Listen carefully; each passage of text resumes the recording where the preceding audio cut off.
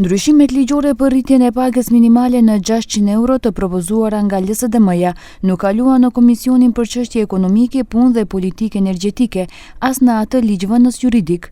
Nuk kaloi as propozimi për dialog trepalësh përkatësisht debat publik para deputetëve në kuvent mes punëdhënësve, sindikatave dhe qeverisë.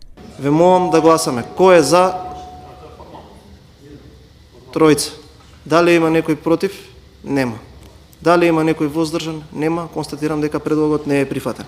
Edhe pse propozimi nuk kaloi në komisione, megjithatë për të deputetët do të vendosin në seancë plenare. Debati kaloi me përpjekjet për bindje dhe argumente nga ana e opozitës pse duhet të rritet paga minimale. Propozimi i LSDM-s është që minimalja nga marsi i këtij viti deri në marsin e vitit të ardhshëm të rritet në 36.960 denar, ndërsa me rritjen e minimales të harmonizohen edhe të gjitha pagat e tjera. И да заеднички ја пратиме таа порака дека кога станува збор за граѓаните, кога станува збор за работниците, нема да има политичка идеологија која што ќе може да не подели, заради тоа што ако за многу прашања други кои што се од интерес на политичките партии можеме да изнаоѓаме законски решенија кои што би биле консензус, ќе спомнам изборниот законник, тогаш зошто пак да не можеме да имаме некаков консенzus околу закон за минимална плата. Deputetët e pushtetit nuk debatuan në shqyrtimet komisionale,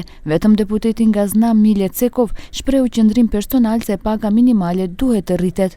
Минимална плата денес е најниска во регионот, иако продуктивноста по работен час која изнесува $34 е можеби една од повисоките во регионот. Например, во Србија, Албанија, Босна и Херцеговина, Црна Гора имаат повисок минималец од Македонија, а помала продуктивност по работен час во однос на нашиот работник. Ndërkaq lidhja e sindikatave të Maqedonisë i la afa qeverisë dhe punëdhënësve deri në fund të shkurtit që të bien dakord për rritjen e pagës minimale në 600 euro. Në të kundërtën, për mars paralajmërojnë edhe një protestë tjetër, por edhe grevë të përgjithshme në sektorin publik dhe privat.